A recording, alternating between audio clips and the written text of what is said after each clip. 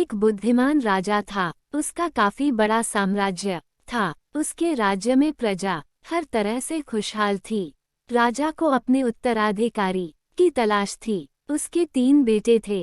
राजा इस पुरानी परंपरा को नहीं निभाना चाहता था कि सबसे बड़े बेटे को ही गद्दी पर बिठाया जाए। वह सबसे बुद्धिमान और काबिल बेटे को सत्ता सौंपना चाहता था। इसलिए राजा ने उत्तराधिकारी के लिए तीनों की परीक्षा लेने का फैसला किया। राजा ने तीनों बेटों को अलग अलग दिशाओं में भेजा।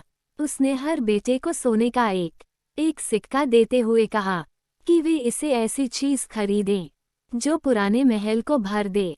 पहले बेटे ने सोचा कि पिता तो सठिया चुके हैं, इस थोड़े से पैसे से इस महल को किसी चीज से कैसे भरा जा सकता है। इसलिए वह एक मैखाने में गया, शराब पी और सारा पैसा खर्च डाला। राजा के दूसरे बेटे ने इससे भी आगे सोचा। वह इस नतीजे पर पहुंचा कि शहर में सबसे सस्ता तो कूड़ा कचरा ही है, इसलिए उसने महल को कचरे से भर दिया।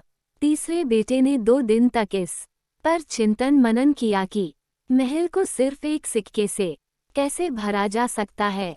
वह वाकई कुछ ऐसा करना चाहता था जिससे पिता की उम्मीद पूरी होती हो। उसने मोमबत्तियां और लोबान की बत्तियां खरीदी और फिर पूरे महल को रोशनी।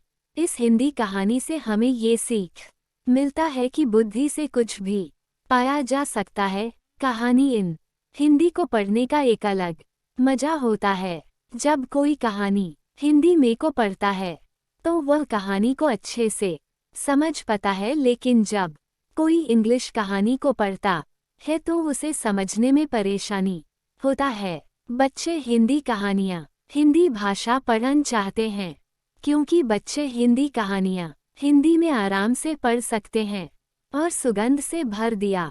इस तीसरे बेटे की बुद्धिमानी से खुश होकर राजा ने उसे अपना उत्तराधिकारी बनाया।